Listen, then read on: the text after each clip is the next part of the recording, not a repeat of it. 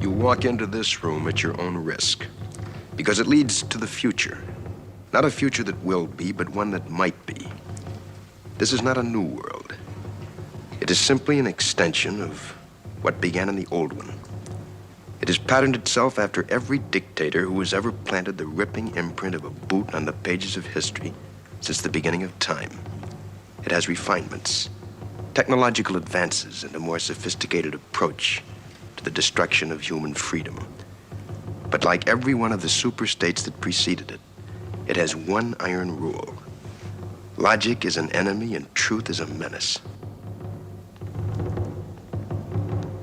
Any state, any entity, any ideology that fails to recognize the worth, the dignity, the rights of man, that state is obsolete.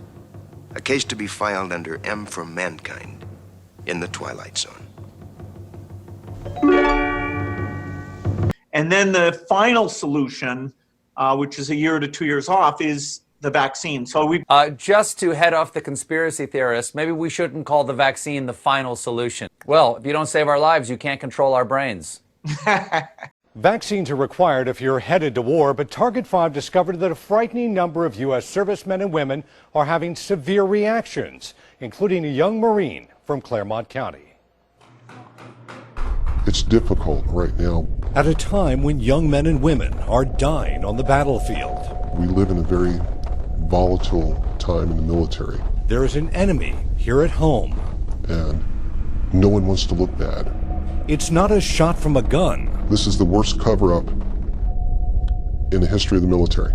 But a shot from a syringe that's leaving some U.S. servicemen and women on the brink of death. When the issue, I believe, of the use of the vaccine comes out, I believe it'll make the Walter Reed scandal pale in comparison.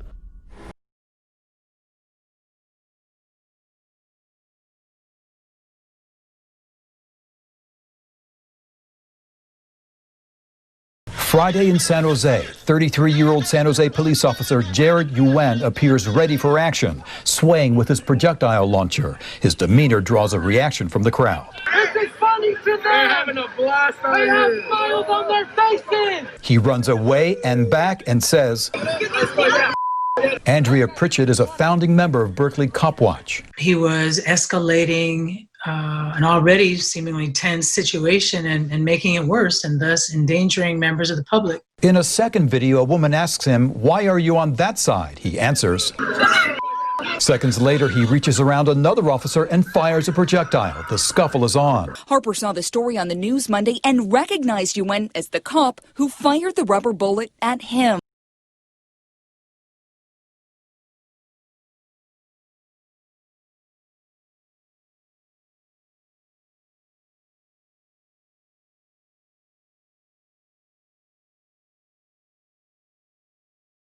I immediately thought about Eric Gardner. I did the eulogy at his funeral. And I called his mother. And I said, I know we are not going out because of the coronavirus. On hospital campuses across the country, there was an 8-minute and 46-second silent pause to recognize a critical conversation. A cause that, despite a worldwide health crisis, cannot wait another moment. If you weren't working so much, would you be out there protesting? Yes, indeed. To show people that disciplined, peaceful protest is very, very needed. The staff here and at SUNY Downstate Medical Center, Jacobi Medical Center, and Memorial Sloan Kettering doing what they can while on the job. We're here acknowledging the injustice. I've never seen so many white friends, allies, colleagues talking about it, being committed. The doctors and nurses who have answered this call to action just spent 3 months on the front lines of coronavirus, which we know.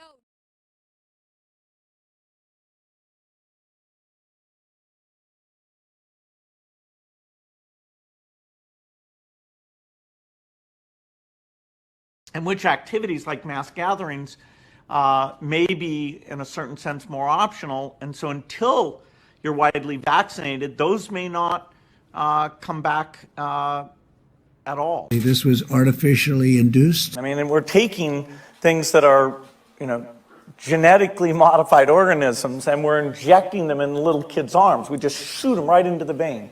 I call this pandemic 1. A team of researchers at Harvard School of Public Health. It predicts under certain scenarios the potential need for those measures and school closures to continue until 2022.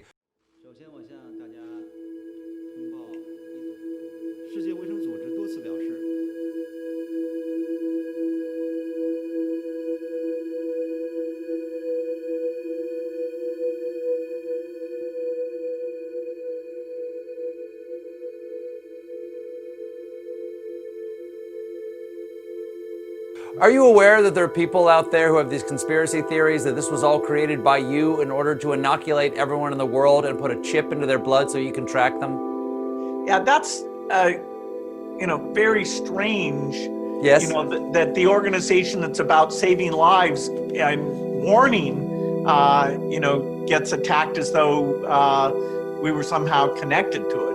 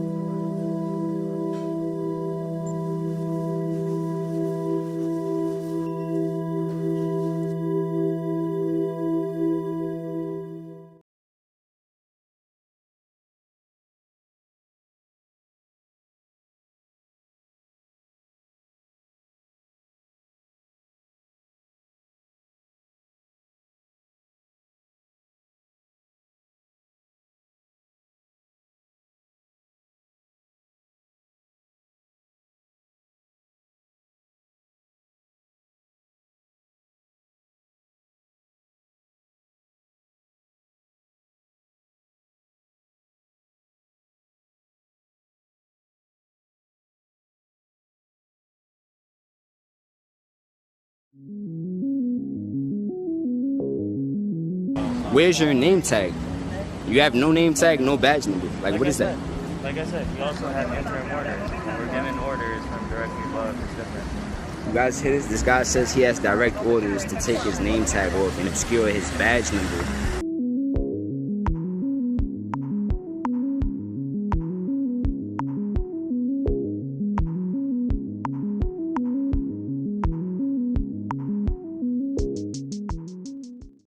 As we see private contractors, allegedly federal agents, that are not wearing any sorts of insignia, anything to identify them. As they say, mostly white men wearing sunglasses, trying to keep themselves from being identified, in case in point there. This has really been something that's catching a lot of people's attention. They are military style as far as that goes. But they're being seen all around the perimeters of the White House. And of course, a lot of people are wondering, who are they? Why are they there? Live on air, Amelia and Tim are there. Tim gets pushed with that shield, punched in the face. What's extraordinary, Amelia's running away and they hit her as she's running, obviously listening to what they're telling her and directing her to do. Just extraordinary sort of scenes.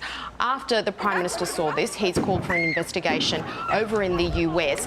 The embassy here, the US Embassy in Canberra, released a statement saying freedom of the press is a right Australians and Americans hold dear. We take mistreatment of journalists seriously, as do all who take democracy seriously. Also some flashbang grenades. I got What happened? hit by something, not sure if it was a rock or a canister. Stefan, we're shooting at you. We're press! This is press, guys! We're media! Stop shooting at us! We're in the middle of a live shot! Hey, don't let you there. Stay back here. Get the camera back. Stay by the car. Yeah, okay. You're gonna get maced. Five. Guys, come on. Yes, we are. We're doing a job. And this is the Senate press accreditation, so come on. Roll up on freaking cops, bro! We're not doing anything! Oh, you're gonna get arrested, all right? Press! Press! I'm press! I don't care, get down! I am press! I don't care, get down! Okay, I'm down. I'm down. Stay! I am press. Please. I was just sprayed in the face with pepper spray.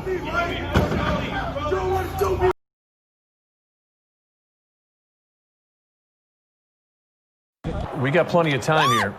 Are you okay? I'm getting shot! I'm getting... Katie, are you okay? Rubber bullets, it's okay. It's those pepper bullets. It's those pepper Are they? bullets. They just Who are shot me they in the aiming shin. that at? Nice shooting at the photographer. At us, like directly at us. Directly Why at are they us. doing that? Who's shooting at our crew? I don't Do know. they not? I had my notebook in my hand when the Minnesota State Patrol was advancing on protesters and us. We identified ourselves as press, and they fired tear gas canisters on us at point blank range. I got hit in the leg. I'll post a photo of that.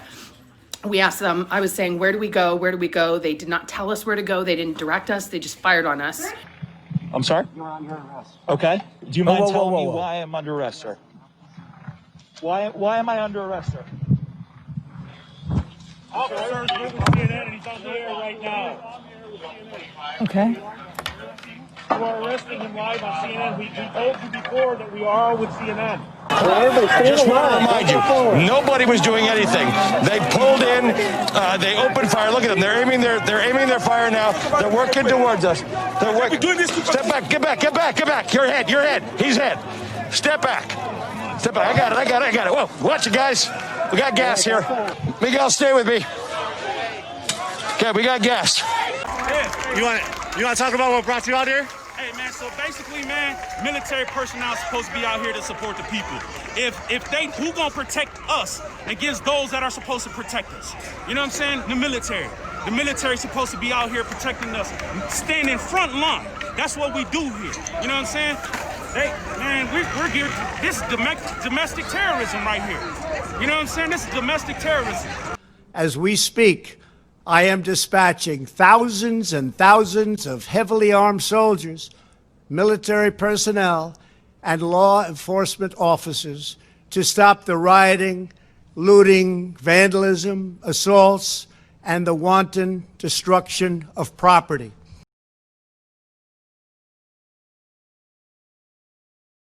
Seasonal flu program it's a yearly program that we ensure that the influenza vaccine gets out to all of our war fighters and beneficiaries throughout the world.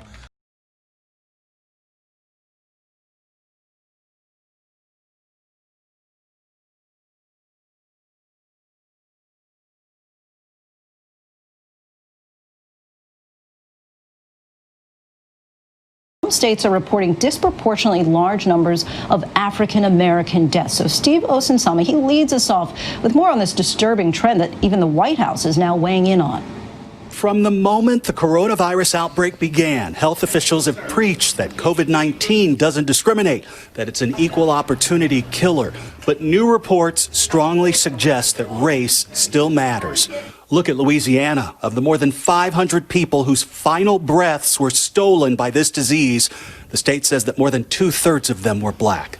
Disturbingly, this information is going to show you that slightly more than 70% of all the deaths in Louisiana are of African Americans. And so that deserves more attention, and we're going to have to dig into that and see what we can do to slow that trend down. In Chicago, the numbers fall the same. Most of the people who've gotten sick or died are people of color. Nearly 70% of all COVID-19 deaths in the city are African American. The city says that's nearly 6 times more fatal than what's being seen by their white neighbors. Those numbers take your breath away.